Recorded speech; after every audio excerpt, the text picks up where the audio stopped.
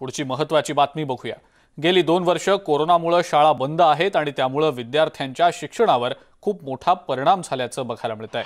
त्यातच ऑनलाईन शिक्षणाची अंमलबजावणी वेळोवेळी योग्य पद्धतीने होत नसल्यामुळे अनेक विद्यार्थी ऑनलाईन शिक्षणाच्या प्रवाहातून बाहेर फेकले गेलेत आणि याचाच एक परिणाम म्हणून पुण्यातल्या महानगरपालिका शाळांमध्ये शिक्षण घेणाऱ्या 83,000 विद्यार्थ्यांपैकी तब्बल 10,000 विद्यार्थी ऑनलाईन शिक्षणापासून वंचित राहिलेले आहेत। या ऑनलाईन शिक्षणापासून वेगवेगळ्या कारणांमुळे विद्यार्थी प्रवाहाबाहेर गेलेले आहेत।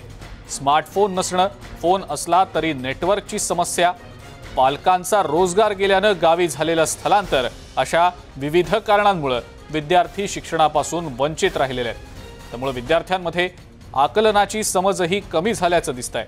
या विद्यार्थ्यांना पुन्हा एकदा शिक्षणाच्या मुख्य प्रवाहात आणण्यासाठी अनेक स्वयंसेवी संस्था प्रयत्न करतायत।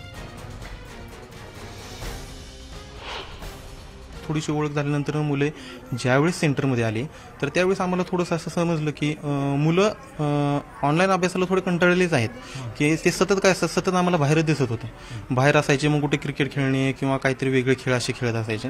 मग त्यातून ह्या मुलांवर आम्ही ओळख करून म्हणजे आम्ही सुरुवातीला मुलांसोबतच मिक्स होऊन मुलांसोबत बोलल्यानंतर आम्हाला समजलं की मुलं सकाळची ऑनलाईन अभ्यास शक्यतो काही मुलं करत होते पण काही मुलं करत नव्हते। पण त्यातून त्या मुलांना मग अभ्यास का करत नव्हता, त्यानंतर ते काही सांगत होते कारण की मोबाईल त्यांच्याकडे नव्हते किंवा मोबाईल त्यांना ऑनलाईनच अभ्यास करायला होत नव्हता। लहान मुलं असो किंवा मोठी मुलं असो, दोघांच्या बाबतीत हाच एक दिसतो की वाचनाबाबतचा म्हणजे वाचन मुलं करत नसल्यामुळे किंवा ऑनलाईन घरी अभ्यास करत असले शिक्षकांचं लक्ष तर नाहीच आहे। म्हणजे असं म्हणता येईल की शिक्षक फक्त ऑनलाईन बघतायत ना, मुलं घरी काय करतात हे शिक्षकांना पण माहीत नाहीये आणि पालकांना पण माहीत नाहीये। त्याच्यामुळे मुलांना वाचनामध्ये खूपसे प्रॉब्लेम म्हणजे आई आपण म्हणतो ना बाराखडीचे सुद्धा मोठी मुलं जरी असतील 9वी 10वीचे त्यांनाही प्रॉब्लेम येतात। वाचन फ्लुएंटली मुलं करू शकत नाहीच आहेत, हे निरीक्षणातून म्हणजे स्पर्धा जेव्हा घेतो तेव्हा दिसून आलं। असं ऑनलाईन लेक्चरमध्ये अभ्यास करायला सगळं आवडतं। कुठले विषय आवडतात? कुठले विषय आवडतात तुला? इंग्लिश, गणित आणि आपलं हिंदी। हिंदी नाही, मराठी। कळतं शिकवलेलं पण? कारण एका वेळेस सगळी मुलं असतात म्हणजे आवाज लय येते। आवाज लय येते। मग आणखी अशी शाळा असेल तर आवडते मला। प्रत्यक्ष शाळा आवडते। का बरं? कारण की ऑनलाईन वर काय बोललेलं कळत नाही, प्रत्यक्ष म्हणजे लगेच बोललेलं कळतं। हो, सर जे सांगतात ना ऑनलाईन वरती त्यांचं नीट कळत नाहीये म्हणून लवकर शाळा सुरू। त्यामुळे काय होते मग? लक्ष लागत नाही अभ्यासात, करू वाटत नाही, बोर होते। सांग ना काय होते ऑनलाईन शाळा? बोर होते आणि मित्राशी पण जास्त भेटूशे वाटतंय। मित्रांना मिळायला भेटायला मिळत नाही आणि अजून शाळा नाही शिकायला भेटत।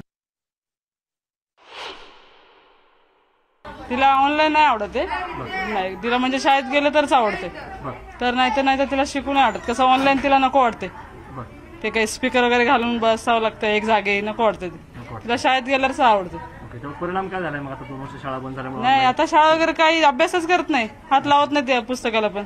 आता अजून ते मुलांच्या नादाने दुसऱ्या बालवाडीत जाते बाहेर, म्हणजे ती त्या दिवशी पहिल्या दिवशी गेली त्या दिवशी 2 ते 10 पाढे करून आली चांगले, मुलांना बघून शिकून। ती एकटी करून नाही करत। ऑनलाईन करते पण एवढं समजत नाही आणखी तिला नाही, म्हणून माझी फक्त एवढीच अपेक्षा आहे की ती ऑफलाईन चालू करावं त्यांनी। ऑनलाईन मुलांना काहीच समजत नाही, घेतात मोबाईल अभ्यासासाठी पण वेगळंच काहीतरी कुठं नाही करत बसतात। हो, आणि कळत नसेल ना? नाही, काहीच कळत नाही। आता दुसऱ्यांच्या मुलांना काय कळणार आहे, म्हणजे शाळा कशा असते हेच त्यांना अजून माहिती नाहीये। शिक्षणापासून काही मुलं वंचित आहेत, पण पुणे महानगरपालिकेमधील शिक्षक त्या मुलांना शिक्षणाच्या प्रवाहात येण्यासाठी खूप प्रयत्न करत आहेत।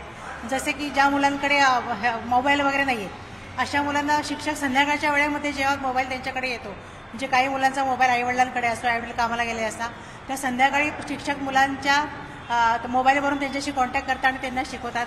किंवा जे मुलं नाही येत शाळांमध्ये अशा मुलांसाठी सुद्धा वस्त्यांमधून शिक्षक फिरत असता मुलांचं ट्रेसिंग करतात, ते कुठल्या गावाला मुलं आहेत काय आहेत त्या मुलांशी ते कॉन्टॅक्ट करतात पालकांशी आणि त्यांना मुलांशी ऑनलाईन कसं संपर्क करता येईल असं शिक्षक सुद्धा प्रयत्न करत असतात।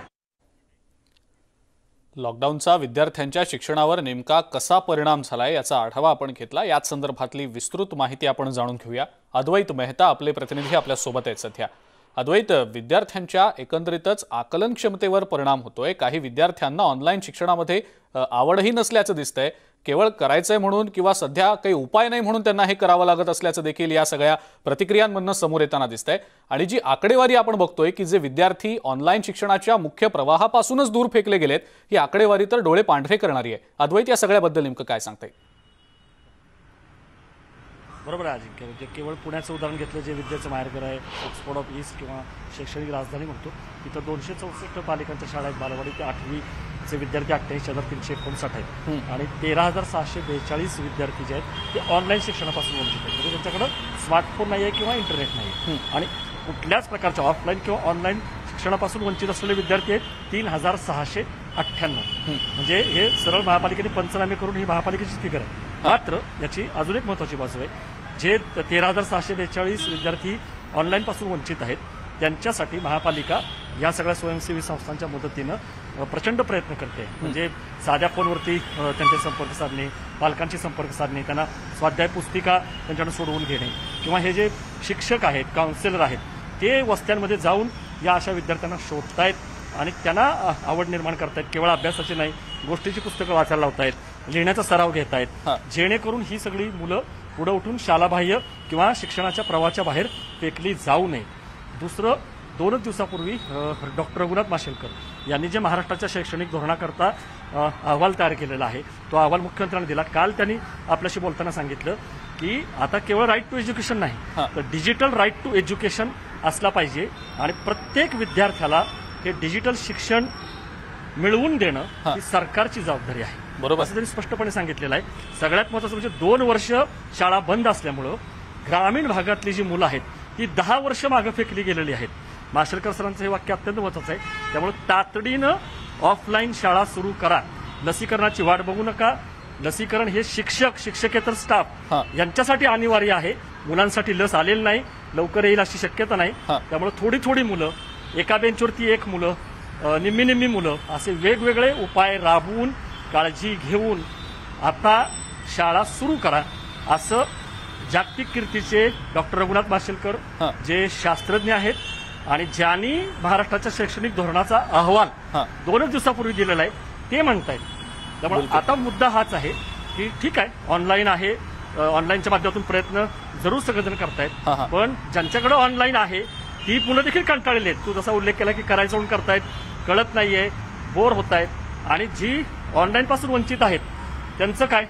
त्यामुळं कुठंतरी आता याचा विचार करण्याची वेळ आलेली आहे की ऑनलाईन तर ठेवावंच लागेल, बरोबर, पण ऑफलाईन प्रत्यक्ष शाळा कोरोनाचे नियम पाळून काळजी घेऊन सुरू कराव्यात असं एकंदरीत 80% पालकांनी, जो शिक्षण विभागाने सर्व्हे केला अजिंक्य, तुला आठवत असेल, त्याच्यामध्ये विचारलं सगळ्या महाराष्ट्रामधल्या पालकांना की शाळा सुरू कराव्यात का, तर 80% पालकांनी शाळा सुरू करा प्रत्यक्ष असा कौल दिलेला आहे। त्यामुळे आता सरकार काय किंवा टास्क फोर्स जो आहे, बरोबर, तो का पालकांची मागणी तर आपण पाहिली काय, शिक्षकांचं नेमकं याबद्दलचं काय म्हणणं हे देखील जाणून घेणं तितकंच गरजेचं आहे। कलीम शेख शिक्षक आपल्या सोबत आहेत सध्या फोनलाईनवरनं, त्यांची या संदर्भातली प्रतिक्रिया आपण जाणून घेऊया।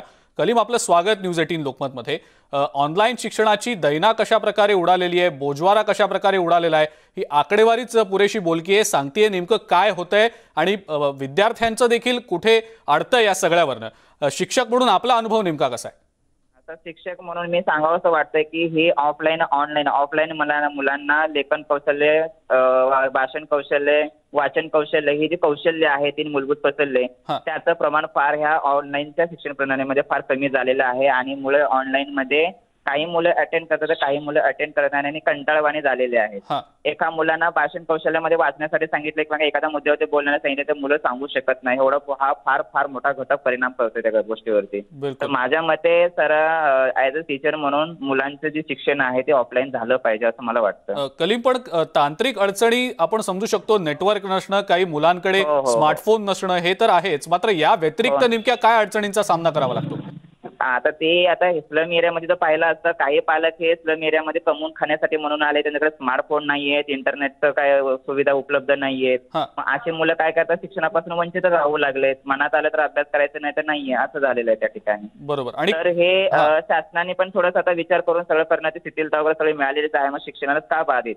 बरोबर. शिक्षणात थोडंसं आता लक्ष दिलं पाहिजे आणि शाळा चालू केल्या पाहिजे नियम वाटी लावून थोडेसे. कलीम, पालक असं म्हणतायत, जवळपास 80% पालक असं म्हणतायत की शाळा आता सुरू झाल्या पाहिजेत, तर कदाचित हा सगळा प्रकार पूर्ववत होऊ शकेल, विद्यार्थी देखील आवडीनं शिक्षण घेऊ शकतील. शिक्षकांचं नेमकं या संदर्भातलं काय मत आहे? शाळा पुन्हा एकदा सुरू झाल्या पाहिजेत जेणेकरून या सगळ्या अडचणींवर मात करता येईल? मतानुसार तर शाळा चालू झाल्या पाहिजे. मुलांचं शिक्षणाचा फार मोठा तोटा होत आहे आणि ही जी मुलं आहे, ह्या जनरेशनची मुलं आहेत किंवा ह्या युगाची मुलं जे आहेत त्यांना प्रॅक्टिकली नॉलेज देणं फार गरजेचं आहे. बिलकुल. हो. आणि ते शिक्षकच हे फिजिकली आलं तरच देऊ शकतील. ऑनलाईन मध्ये देता येत नाही. ऑनलाईन फक्त डिक्टेशन केलं जातं. डिक्टेशन मध्ये मुलांना काही कळत नाहीये. आणि कलीम, जे विद्यार्थी आता ऑनलाईन शिक्षणाच्या मुख्य प्रवाहापासून दूर फेकले गेलेत वेगवेगळ्या कारणांमुळे, त्या विद्यार्थ्यांना पुन्हा एकदा जर या ऑनलाईन शिक्षणाच्या मुख्य प्रवाहात आणायचं असेल तर नेमकं काय केलं जाऊ शकतं, असं शिक्षक म्हणून तुम्हाला नेमकं काय वाटतं? माझ्या मते जर मुलांना जर चांगल्या शिक्षणाच्या प्रवाहामध्ये आणायचं असेल तर त्यांना ऑफलाईन शिक्षण चालू करायलाच पाहिजे आणि शिक्षकांच्या सानिध्यात त्यांना आणलंच पाहिजे, तरच ते शक्य होणार आहे. जर ऑनलाईन करत राहिलं तर मुलं फार क्रिमिनल रेकॉर्डमध्ये किंवा क्रिमिनलमध्ये निघून जातील, काही पत्ता पण लागणार नाहीये त्यांचा. तेव्हा कुठे काय निघून जातील, काही करतील, काही अंदाज बांधता येत नाही. त्यासाठी त्यांना ऑफलाईन शिक्षण हे फार महत्वाचं आहे आताच्या घडीला. बरं कलीम, शासनाकडे नेमकी काय मागणी कराल? म्हणजे या सगळ्या गोष्टी तुम्ही पाहिल्यात, अनुभव घेतलेला आहे, काय काय अडचणी येतात, काय काय आव्हानं आहेत, ते सगळं पाहिलंय. काय नेमकं वाटतं शासनानं नेमकं काय केलं पाहिजे आता? शासनाने सगळीकडची शिथिलता, सगळं वातावरण पाहून कोरोनाचं सगळं नियम वगैरे बांधून मुलांचे शिक्षण चालू करावं असं मला वाटतं त्या ठिकाणी. बरं कलीम, खूप खूप धन्यवाद. आपण न्यूज 18 लोकमतशी बोललात आणि आपली प्रतिक्रिया दिलीत त्याबद्दल. आपण पुन्हा एकदा अद्वैत मेहता यांच्याकडे जाऊया. अद्वैत, शिक्षक नेमकं या सगळ्या संदर्भात काय म्हणतायत, त्यांची नेमकी काय मतं आहेत हे देखील आपण आत्ताच ऐकलं.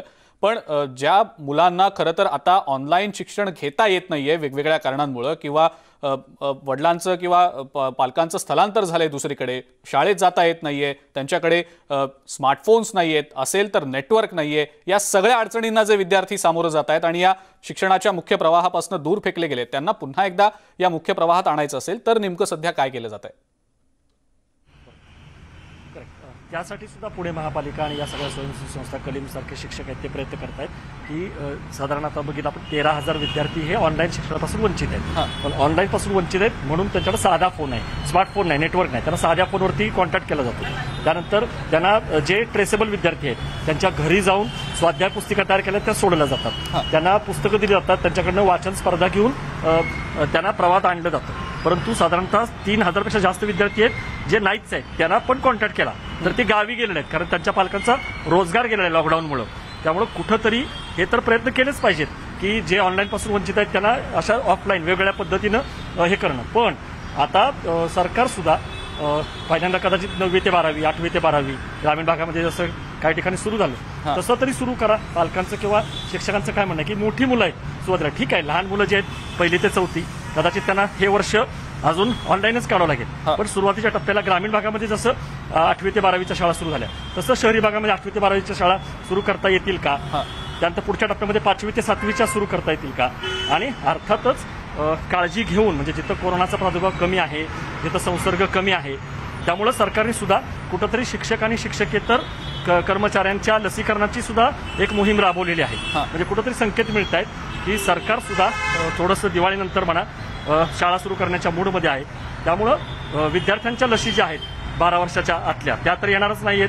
12 वर्षाच्या पुढच्या विद्यार्थ्यांना कदाचित लस येईल, बरोबर, पण तोपर्यंत न थांबता ICMRने सांगितलेलं आहे की विद्यार्थ्यांचं लसीकरण अशी अट न घालता शिक्षक शिक्षकेतरांचं लसीकरण आणि मग नियम पाळायचे.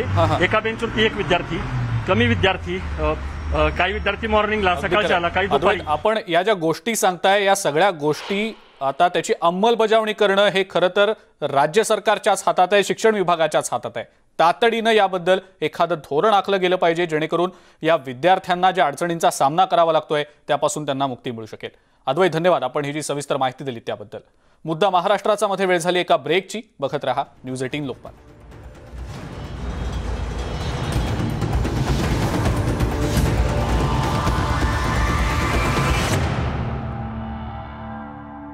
नवीन